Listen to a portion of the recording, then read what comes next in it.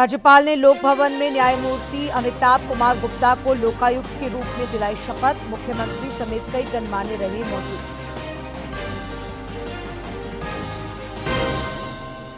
मुख्यमंत्री रांची में नवनियुक्त बाल विकास परियोजना पदाधिकारी और महिला पर्यवेक्षिकाओं को सौंपेंगे नियुक्ति पत्र। एक वरिष्ठ अधिकारी की पुत्री के विवाह समारोह में हुए शामिल। मई में रांची में आयोजित होने वाले सांसद सांस्कृतिक महोत्सव और स्वदेशी मेला की तैयारियां तेज। रक्षा राज्य मंत्री ने बैठक कर तैयारियों का लिया जायजा। और झारखंड ने राष्ट्रीय रग्बी चैंपियनशिप में क्वार्टर फाइनल में बनाई जगह। पंजाब को किया पराजित। रांची में फुटबॉल प्रतियोगिता में खिलाड़ियों ने दिखाया दम।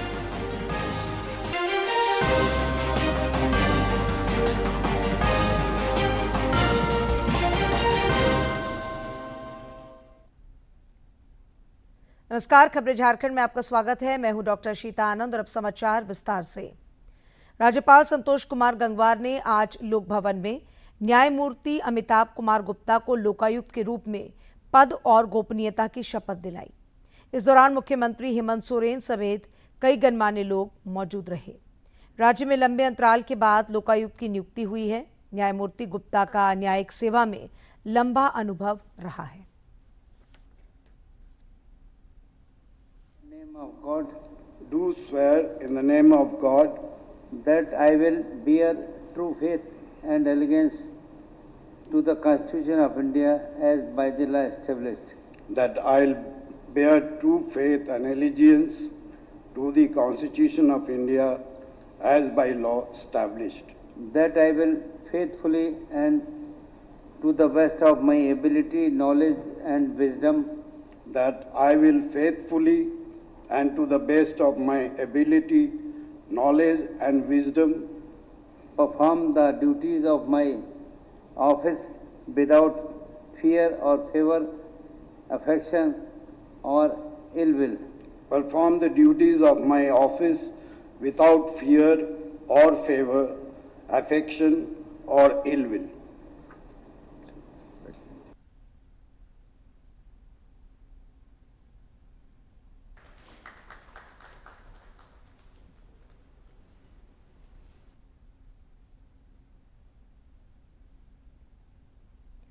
राज्य में रोजगार का कारवां बढ़ रहा है। मुख्यमंत्री हेमंत सोरेन झारखंड मंत्रालय में आज नवनियुक्त बाल विकास परियोजना पदाधिकारियों और महिला पर्यवेक्षिकाओं को नियुक्ति पत्र सौंपेंगे।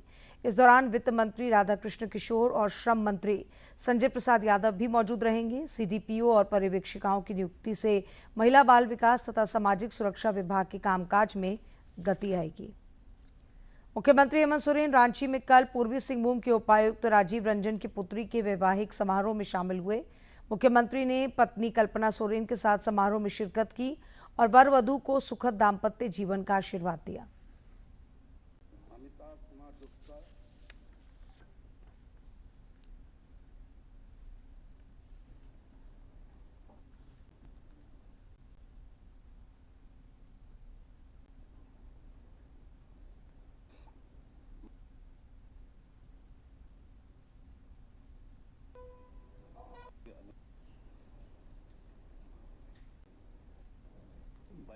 तमिलनाडु की 234 विधानसभा सीटों के लिए 23 अप्रैल को मतदान होगा।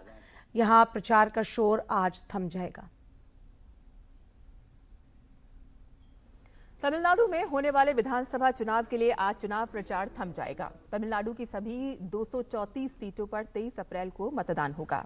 तमिलनाडु में 4023 उम्मीदवार चुनाव लड़ रहे हैं।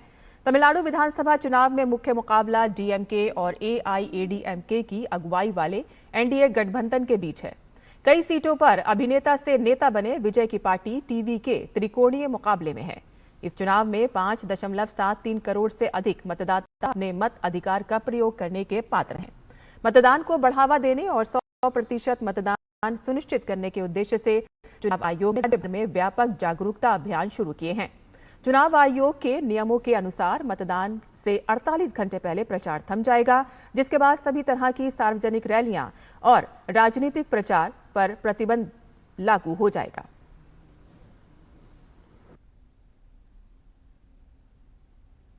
पड़ोसी राज्य पश्चिम बंगाल में इस बार 2 चरणों में विधानसभा चुनाव हो रहा है। 23 अप्रैल को 16 जिलों के 152 सीटों पर वोटिंग होगी। यहां भी पहले चरण का प्रचार का शोर आज थम जाएगा। पश्चिम बंगाल में विधानसभा चुनाव के पहले चरण के लिए भी आज शाम प्रचार थम जाएगा। बंगाल में पहले चरण के लिए 23 अप्रैल को 16 जिलों में 152 सीटों पर मतदान होगा।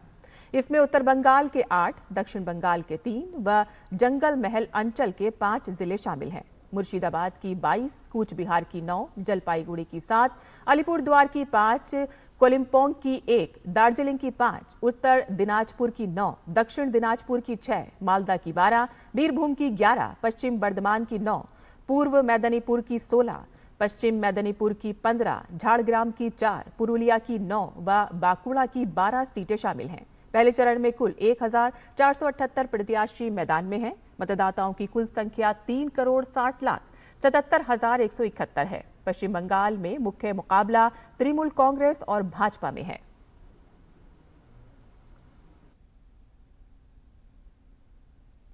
इधर भारत निर्वाचन आयोग का दोनों ही राज्यों में निष्पक्ष शांतिपूर्ण विधानसभा चुनाव पर फोकस है। आयोग द्वारा इसके लिए व्यापक इंतजाम भी किए गए हैं। पश्चिम बंगाल में पहले चरण का मतदान 23 अप्रैल को होगा। चुनाव को लेकर मुख्य निर्वाचन आयुक्त ज्ञानेश कुमार ने भरोसा जताया है कि निर्वाचन आयोग स्वतंत्र, निष्पक्ष और पारदर्शी चुनाव कराने के लिए हर संभव प्रयास करेगा। मुख्य निर्वाचन आयुक्त ने कहा है कि चुनाव प्रक्रिया पूरी तरह से भयमुक्त, हिंसा मुक्त और दबाव मुक्त होगी और साथ ही ये भी कहा कि राज्य सरकार स्थानीय निकायों या स्वायत्त संस्थाओं के किसी भी कर्मचारी को चुनावी प्रक्रिया को प्रभावित करने नहीं दिया जाएगा। राज्य में पहले चरण का मतदान 23 अप्रैल को होगा और दूसरे चरण का मतदान 29 अप्रैल को होगा और वोटों की गिनती 4 मई को होगी।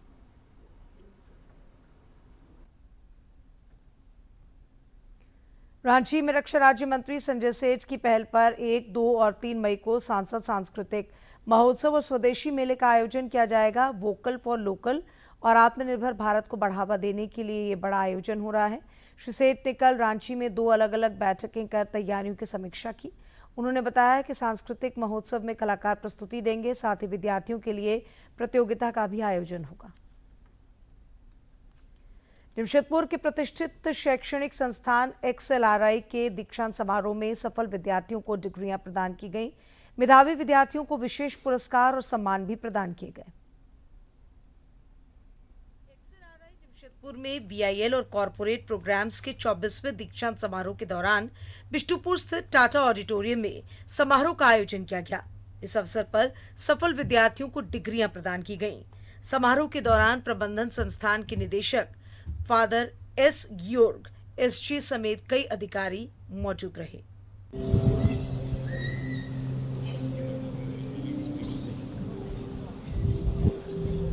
मौके पर संस्थान के VIL और कॉरपोरेट कार्यक्रम के associate dean doctor Rahul Chandrasheel ने छात्रों की मेहनत, अनुशासन और समर्पण की सराहना की। उन्होंने कहा कि XLRI केवल शिक्षा ही नहीं बल्कि मूल्यों और नेतृत्व क्षमता के विकास पर भी विशेष ध्यान देता है। ये programmes business management, human resource management और CSR लीडरशिप, स्ट्रैटेजी प्रोग्राम और CXOs और बिजनेस एनालिटिक्स है। कुछ प्रोग्राम्स हम कंपनी के साथ करते हैं, जैसे एक्सेंचर के साथ एक प्रोग्राम है, और human resource management executive diploma programme जो हमारा XLRI का 19वां बैच है, जो काफी सालों से चला रहा है। उनके ग्रेजुएट्स आज सर्टिफिकेट लेने के लिए आए। दीक्षांत समारोह के दौरान मेधावी छात्रों को विशेष पुरस्कार और सम्मान भी प्रदान किए गए। डिग्री प्राप्त करने के बाद छात्रों और उनके अभिभावकों के चेहरों पर खुशी साफ झलक रही थी। इन विद्यार्थियों ने बताया कि कोर्स के माध्यम से उन्हें प्रबंधन की बारीकियां सिखाई गईं। यहाँ से executive diploma in human resource management अभी कंप्लीट किया है। इस कोर्स के दौरान हम 6 बार कैंपस में आए हैं और हर बार हम जब भी आए हैं हमें अलग अलग सब्जेक्ट के बारे में पढ़ने के लिए मिला है। तो फिर हम अभी HR के बारे में, हर एक डिपार्टमेंट के बारे में बहुत अच्छे से डेप्थ में जानते हैं और ये हमारे काम में भी हमें एक बहुत होलिस्टिक तरीके से मदद करने वाला है। ये हमारा पहला बैच है जो टाटा स्टील फाउंडेशन और XLRI का जॉइंट प्रोग्राम है। दोनों साझा तरीके से इसको चला रहे हैं, जिसमें हमें ये सीखने को मिला कि कैसे कॉर्पोरेट सोशल रिस्पॉन्सिबिलिटी जो है वो जैसे सोशल चेंज के रूप में काम कर सकता है हमारे समाज में, और कॉर्पोरेट्स कैसे अपना भागीदारी इंश्योर कर सकते हैं कि उनका भी पार्टिसिपेशन हो इंडिया के डेवलपमेंट में, रूरल एरियाज डेवलपमेंट में, अर्बन एरियाज डेवलपमेंट में, हर तरह के डेवलपमेंट के आयामों पर। मेरा नाम निधि पांडे है और मैंने XLRI से EDHRM कोर्स किया है। हमारा 19th बैच है और इस कोर्स में हम लोगों को काफ़ी सारी चीज़ें जैसे compensation, strategic compensation, training and development, human resource management के जितने वर्टिकल्स रहते हैं उस पर काफ़ी डिटेल्ड अंडरस्टैंडिंग दी गई है।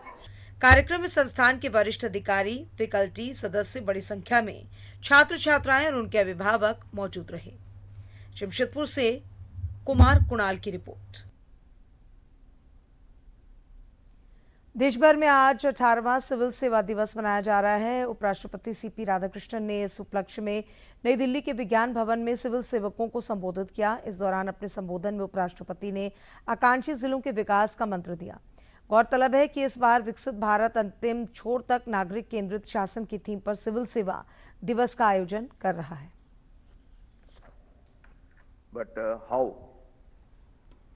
That is all in the interest of the district collector who is implementing all these schemes. He has to plan according to the ground reality of that district.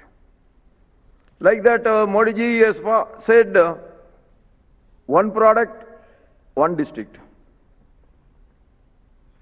That cannot be implemented from Delhi. That has to be implemented at the district level. By whom? Again, the collector.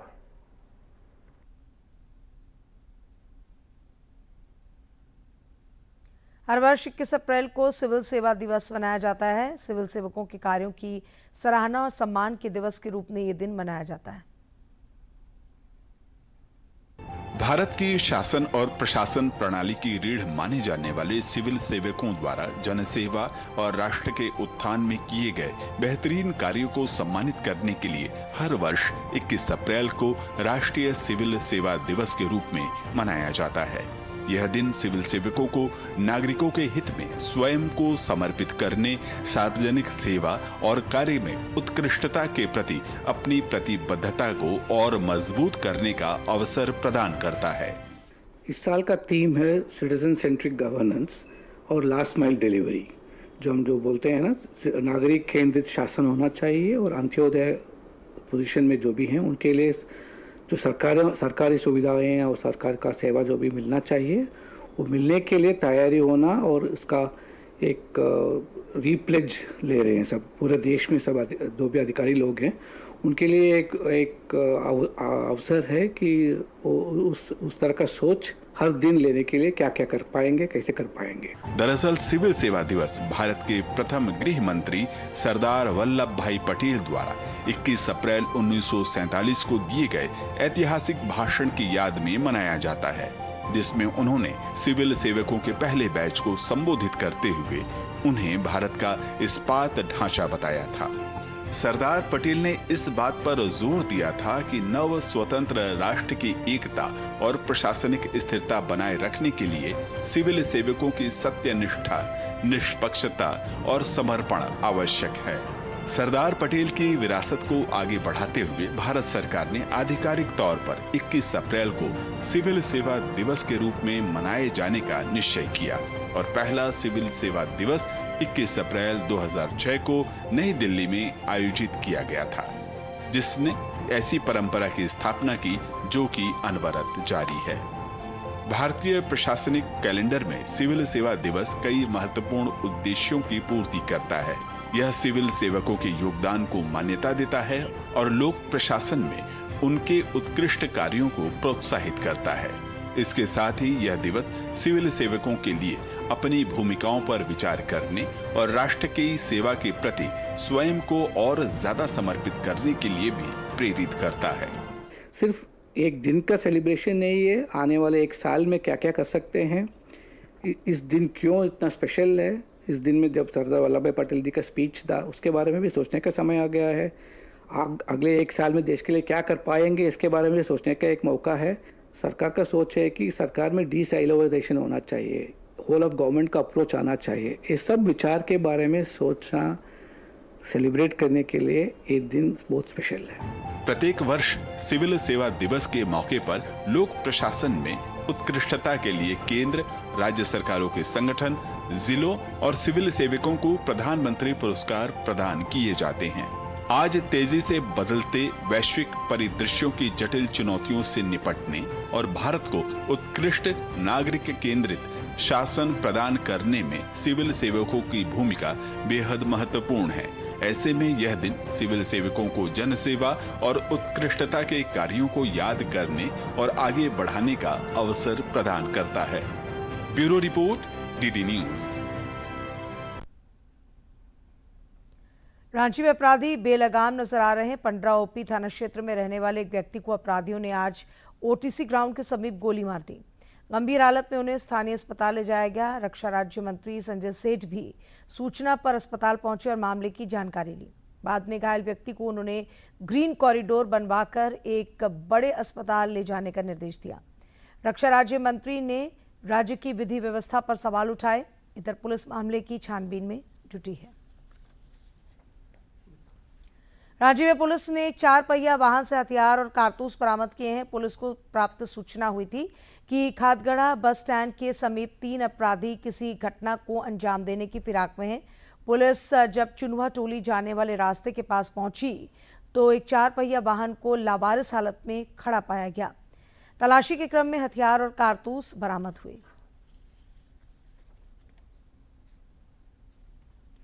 Giridih के station road स्थित झारखंड बिजली वितरण निगम कार्यालय के गोदाम में आज सवेरे भीषण आग लग गई। आग की चपेट में आकर 2 झोपड़ी नुमा दुकान भी जलकर राख हो गई। फायर ब्रिगेड और स्थानीय लोगों की मदद से आग पर काबू पाया गया। बताया जा रहा है कि गोदाम में अनुपयोगी सामग्रियां और तार रखे हुए थे।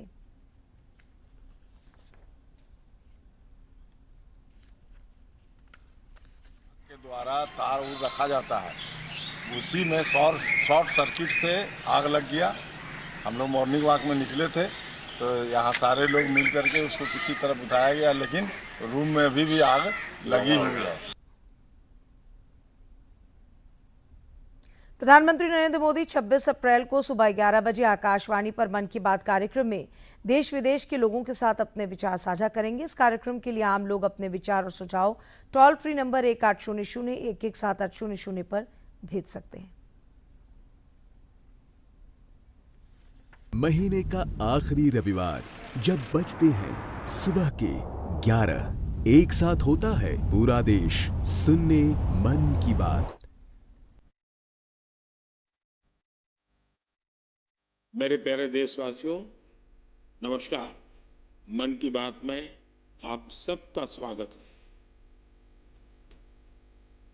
यहाँ होती है मैं नहीं हम की बात, सामूहिकता की शक्ति के साथ मोदी जी के साथ देश का संवाद और जन जन से सीधा जुड़ाव।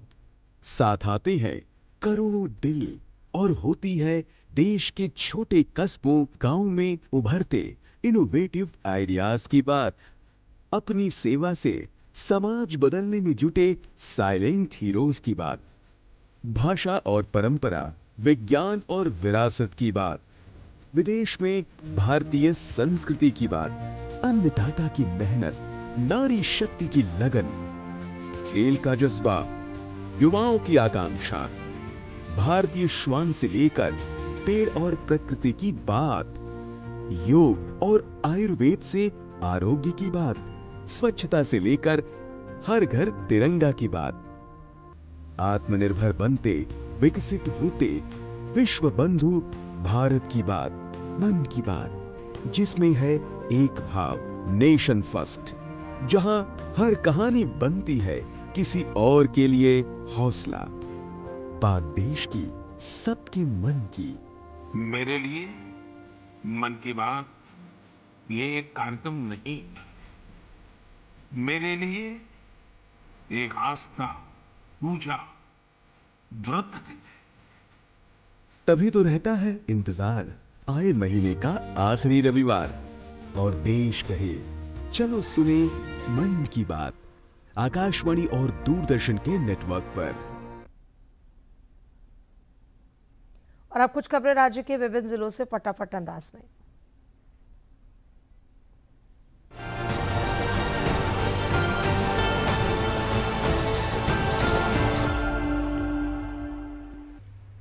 मेदिनीनगर के सुआ गांव में विधिक जागरूकता शिविर आयोजित कर ग्रामीणों को मुफ्त कानूनी सहायता, अधिकारों और कानून की जानकारी दी गई। विशेषज्ञों ने डायन प्रथा, बाल विवाह और भूमि विवाद जैसे मुद्दों पर जागरूक करते हुए न्याय सबके लिए सुनिश्चित करने पर जोर दिया। चतरा में होमगार्ड बहाली प्रक्रिया का उपायुक्त ने निरीक्षण कर पारदर्शिता और निष्पक्षता पर जोर दिया। अभ्यर्थियों के लिए पेयजल, चिकित्सा और अन्य सुविधाएं सुनिश्चित करने के निर्देश दिए गए। बहाली को युवाओं के लिए महत्वपूर्ण अवसर बताया गया।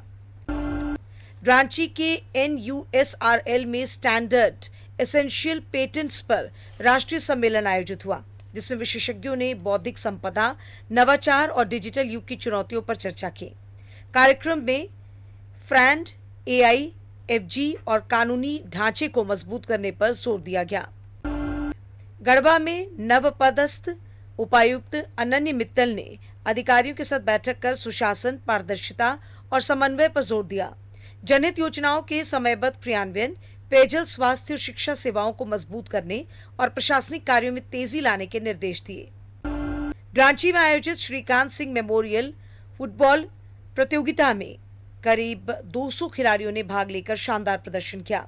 विभिन्न स्कूलों के प्रतिभागियों ने कौशल दिखाया और विजेताओं को अतिथियों ने मेडल और ट्रॉफी देकर सम्मानित किया।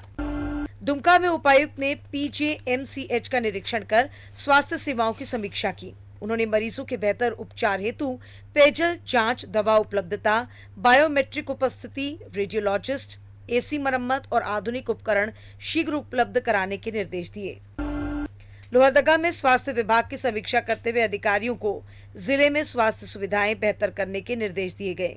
महिलाओं और बच्चों के स्वास्थ्य पर विशेष ध्यान देने, समय पर उपचार, बेहतर सेवाएं और योजनाओं के प्रभावी क्रियान्वयन पर जोर दिया गया।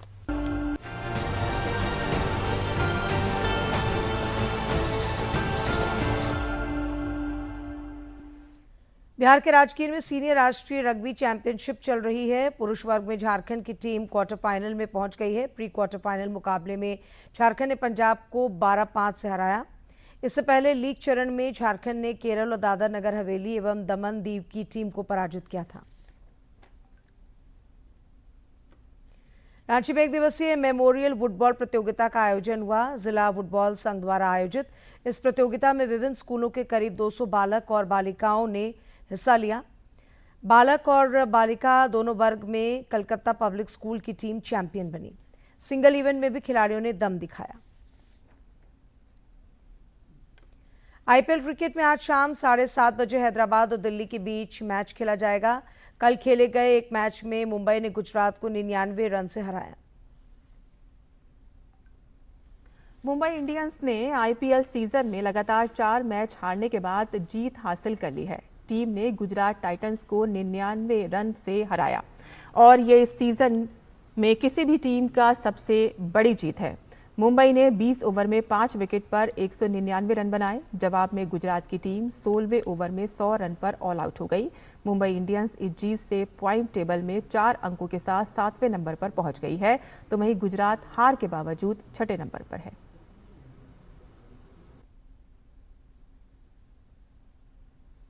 अन्नदाताओं के कठिन परिश्रम और केंद्र सरकार के प्रोत्साहन से देश में खाद्यान्न का रिकॉर्ड उत्पादन हो रहा है। केंद्र सरकार ने किसानों के हितों को ध्यान में रखते हुए अतिरिक्त 25 लाख मीट्रिक टन गेहूं निर्यात को मंजूरी दी है।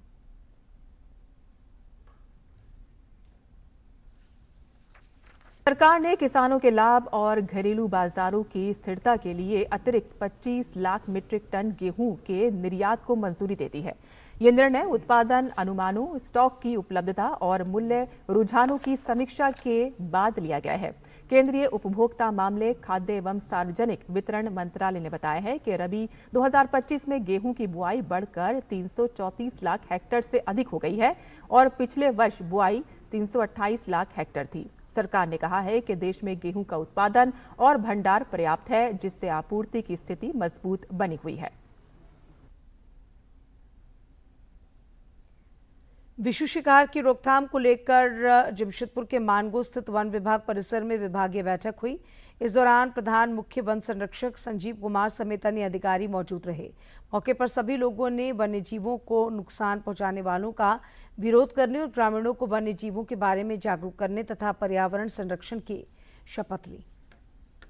प्रधान मुख्य वन संरक्षक ने जैव विविधता के संरक्षण पर जोर दिया। उन्होंने कहा कि विश्व शिकार को रोकने में महती भूमिका निभाने वाले लोगों को दलमा वीर की उपाधि से इस बार सम्मानित किया जाएगा। लेकिन इसको कोर बनाया गया है, कोर इलाका है। कोर इलाका इसलिए ये बहुत महत्वपूर्ण है, पूरे पानी का स्रोत है, यहाँ पर जैव विविधता का स्रोत है, तो इसको हम लोग अक्षुण्ण नहीं रखेंगे तो जो बाकी के हमारे क्षेत्र है उसमें इसका बुरा असर पड़ेगा। तो इसको अच्छे बना के रखने की ये आवश्यक है कि जो हम लोग के मन में शिकार का गलतफहमी है वो दूर करके हम लोग को शिकार नहीं करना चाहिए। झारखंड समेत देश के बड़े हिस्से में गर्मी का सितम बढ़ता जा रहा है। 2 दिनों के दौरान कई इलाकों में लू चलने की आशंका है। मौसम विभाग ने अगले 2 दिनों के लिए चंडीगढ़, दिल्ली, हरियाणा, पूर्वी राजस्थान, उत्तर प्रदेश, छत्तीसगढ़, झारखंड, पश्चिम बंगाल के गांगेय क्षेत्र, पंजाब और विदर्भ में लू चलने की संभावना व्यक्त की है। अरुणाचल प्रदेश में कुछ स्थानों पर कल मूसलाधार बारिश हो सकती है, तो वहीं तटीय आंध्र प्रदेश, केरलम, माहे, तमिलनाडु, पुडुचेरी और कराईकल में अगले 2 दिन तक गर्म और उमस भरे मौसम रहने की संभावना है।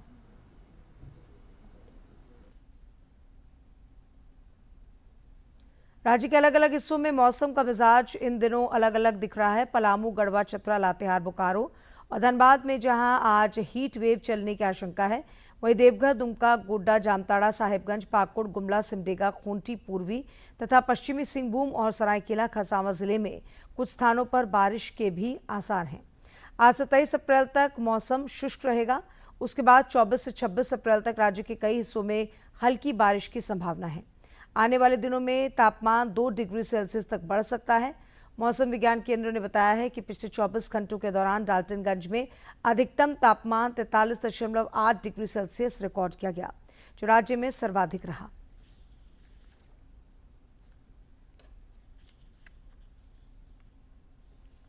और अब जानते हैं किन बातों के लिए इतिहास के पन्नों में आज का दिन है खास।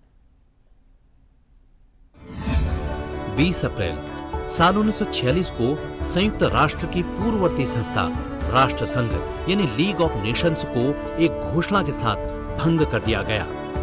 साल 1920 में राष्ट्र संघ की स्थापना हुई थी। इसका मुख्य कार्यालय स्विट्जरलैंड के जिनेवा शहर में स्थापित किया गया। प्रथम विश्व युद्ध के बाद संसार में शांति स्थापित करने के लिए जितने भी प्रयास किए गए, उनमें सबसे प्रमुख राष्ट्र संघ का गठन था। विश्व युद्ध में हुए अपार जनधन के विनाश के कारण विश्वव्यापी स्तर पर अंतर्राष्ट्रीय संस्था की स्थापना का अनुभव किया गया। राष्ट्र संघ इसी अवधारणा का परिणाम था। बाद में राष्ट्र संघ के ढांचे और उद्देश्यों को संयुक्त राष्ट्र संघ द्वारा अपनाया गया।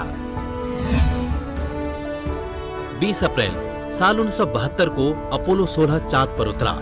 इस यान को फ्लोरिडा के केनेडी स्पेस सेंटर से लॉन्च किया गया था।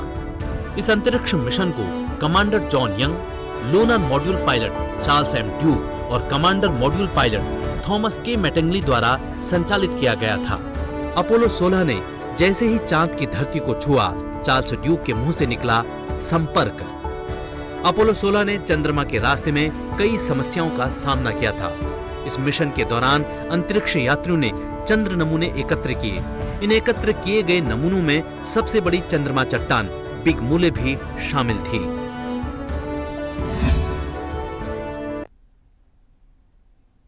और अंत में मुख्य समाचार एक बार फिर।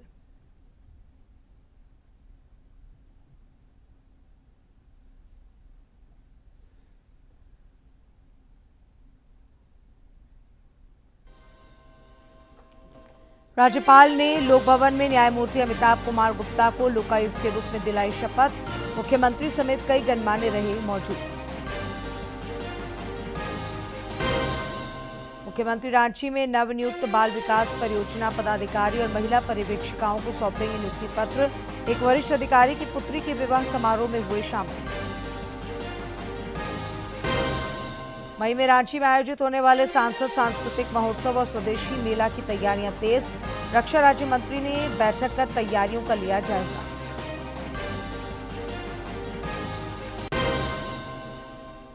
और झारखंड ने राष्ट्रीय रग्बी चैंपियनशिप में क्वार्टर फाइनल में बनाई जगह। पंजाब को किया पराजित। रांची में फुटबॉल प्रतियोगिता में खिलाड़ियों ने दिखाया दम।